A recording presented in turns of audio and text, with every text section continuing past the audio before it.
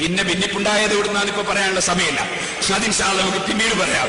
നേരത്തെ ഇവിടെ പറഞ്ഞിട്ടുണ്ട്, അഹ്ലുസുന്നത്തി വൽ ജമാഅത്തിന്റെ ഉറച്ചു നിൽക്കുന്ന ഇ.കെ. അബൂബക്കർ മുസ്ലിയാർ കുറച്ചു ദിവസം കഴിഞ്ഞ് ഒരു ശരീഅത്ത് വിവാദം വന്നപ്പോ സമസ്ത കേരള ജമിയത്തുൽ ഉലമ യോഗം ചേർന്ന് ആ യോഗത്തിൽ ഇ.കെ. അടക്കം നമുക്ക് രാജീവ് ഗാന്ധിയെ കാണണം, മെമ്മോറാണ്ടം കൊടുക്കണം, അത് ഉള്ളാളെന്തെങ്കിലും ഇ.കെ. മുസ്ലിയാർ എ.പി. മുസ്ലിയാർ പോകണം എന്ന് തീരുമാനിച്ച് മെമ്മോറാണ്ടം എഴുതി റെക്കോർഡാക്കി എന്നിട്ട് പോകാൻ തീരുമാനിച്ചപ്പോ ആ തീരുമാനിച്ചത് മുടക്കാൻ വേണ്ടി മുജാഹിദ് ലോബിയായ സേട്ടുവും മറ്റു പലരും രംഗത്ത് വന്നു. ആ രംഗത്ത് വന്നതിൽ PM അബൂബക്കറുണ്ട്, CKP ചെറിയമുക്കയുണ്ട്, മരിച്ചവരും ജീവിച്ചിരിക്കുന്നവരുണ്ട്. CKP ചെറിയമുക്കയുടെ കെയർ ഓഫിൽ തലശ്ശേരി ഇ.കെ. മുസ്ലിയാർക്ക് സൽക്കാരം തന്നെ കൊടുത്തിരുന്നു. അന്ന് സൽക്കാരത്തിൽ പങ്കെടുത്തവരുടെ കൂടെയുണ്ട്. ഞാൻ വെറുതെ പറയുകയല്ല. ആ യോഗത്തിലാണ്, ആ സ്വകാര്യ സംഭാഷണത്തിലാണ് APS അവസ്ഥയിൽ പുറത്താക്കണമെന്ന് ഇ.കെയോട് സ്വകാര്യം പറഞ്ഞത്. ഞങ്ങൾക്ക് ഒരുപാട് വിഷയം പറയാനുണ്ട്, ഇപ്പോഴും എനിക്ക് സമയമില്ല. അതുകൊണ്ട് ഞാനിപ്പോൾ പറയുന്നത് നമുക്ക് പെർമിറ്റിംഗ് സന്ദർഭം കണക്കുണ്ടല്ലോ, അതുകൊണ്ട് പറയുന്നില്ല.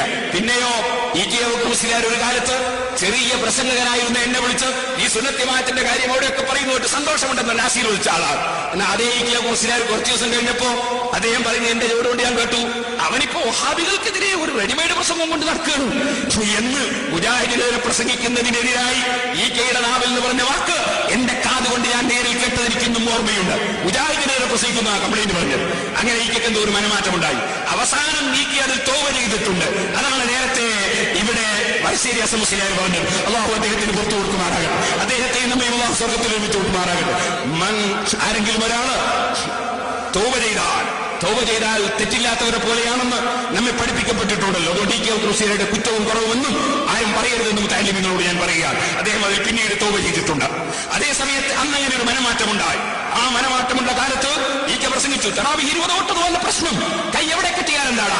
പ്രസംഗിച്ചത് നേരിൽ കേട്ടവരാണ് ഞങ്ങൾ, നിഷേധിക്കാൻ കഴിയോ? അപ്പൊ നമ്മുടെ ആലിമീങ്ങൾ ഇതിനെ സംബന്ധിച്ച് അന്താളിച്ചു. അതോടുകൂടെ പിന്നെ നടന്ന നാടകങ്ങളൊക്കെ പലരാണ്. സമസ്ത കേരള ജമിയത്തുള്ള വലിയൊരു മുദ്രസമാരെടുക്കുന്നതിന് പകരം ദിവസേന ക്ലീൻ ഷേവിംഗ് ചെയ്യുന്ന ആളുകളെ ആ മുശാവറിലേക്ക് നോമിനേറ്റ് ചെയ്തത്.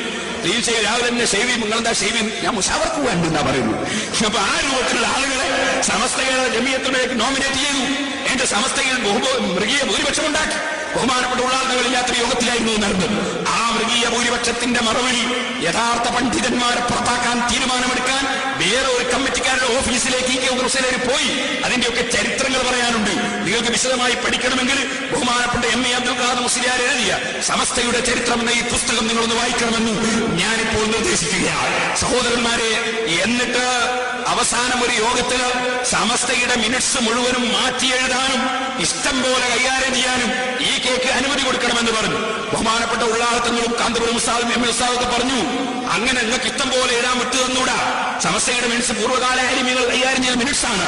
അതുകൊണ്ട് അത് ഞങ്ങൾക്ക് ഇവിടെ ഞങ്ങൾക്ക് അത് നിങ്ങളെ ഇഷ്ടം പോലെ ചെയ്യാൻ വിട്ടുകൂടാ. നിങ്ങൾ അതിന് വേണ്ടതൊക്കെ ചെയ്യുക, ഞങ്ങൾക്കൊക്കെ കാണിച്ചിട്ട് അവസാനം പാസ്സാക്കും. അത് പറ്റില്ല. ഇഷ്ടം പോലെ എഴുതാൻ വേണ്ടി, കൈകാര്യം ചെയ്യാൻ വേണ്ടി, മിനിറ്റ്സ് ഒക്കെ മാറ്റി എഴുതാൻ വേണ്ടി അധികാരം നൽകണം. അപ്പോ ബഹുമാനപ്പെട്ട M.A. ഉസ്താദിനെപ്പോലുള്ള ആലിമീങ്ങൾ പറഞ്ഞു, ഒരു കാര്യമുണ്ട്, എന്നാൽ ഞങ്ങൾ എതിരഭിപ്രായം അവിടെ രേഖപ്പെടുത്തണം. ഞങ്ങളെ എതിരഭിപ്രായം അവിടെ രേഖപ്പെടുത്തണം. അവർ എതിരഭിപ്രായം രേഖപ്പെടുത്തില്ല, ഞങ്ങൾ ഭൂരിപക്ഷം അനുസരിച്ച് പാസ്സാക്കും. അതിന് ആ സാധാരണയായി സമസ്തകൾ ഇമയത്തുൽ കണ്യത്ത് ഉസ്താദില്ലെങ്കിൽ ഉള്ളാളങ്ങളാണ് അധ്യക്ഷത വഹിക്കാറുള്ളത്. അന്ന് നേരത്തെ തന്നെ K.K. അബൂബക്കർ വിളിച്ച് അധ്യക്ഷനാക്കി. എന്നിട്ടാണ് ഈ തീരുമാനം ഒപ്പിക്കുന്നത്. അങ്ങനെ ഇഷ്ടാനുസരണം മിനിറ്റ്സ് മാറ്റാൻ വേണ്ടി അവിടെയുള്ള ആളുകൾ 11 ആളുകൾ അതിനോട് യോജിക്കുകയില്ലെന്ന് പറഞ്ഞു. അങ്ങനെ യോജിക്കില്ല എന്ന് പറഞ്ഞാൽ ഞങ്ങൾ എതിരഭിപ്രായം രേഖപ്പെടുത്തണം. അതും രേഖപ്പെടുത്തൂല.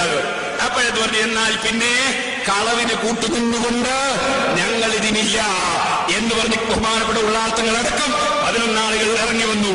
അതിനുശേഷം ബഹുമാനപ്പെട്ട കണ്യത്ത് ഉസ്താദിനോട് ജനറൽ ബോഡി വിളിക്കാൻ ആവശ്യപ്പെട്ടു. ഇ.കെ. മുസ്ലിയാർ ആവശ്യപ്പെട്ടു. അവർ ജനറൽ ബോഡി വിളിക്കാൻ തയ്യാറായില്ല. കണ്യത്ത് ഉസ്താദ് അങ്ങനത്തെ ഒരു രംഗത്തല്ല എന്നുള്ളത് ബഹുമാനപ്പെട്ട ഒരു മഹാനാണ്. പക്ഷെ അങ്ങനത്തെ ഒരു സംഘടനയുമായി ബന്ധപ്പെട്ട് മിനിറ്റ്സ് കാര്യങ്ങൾ നോക്കുന്ന രംഗത്തല്ല മഹാനവറുകളുള്ളത്.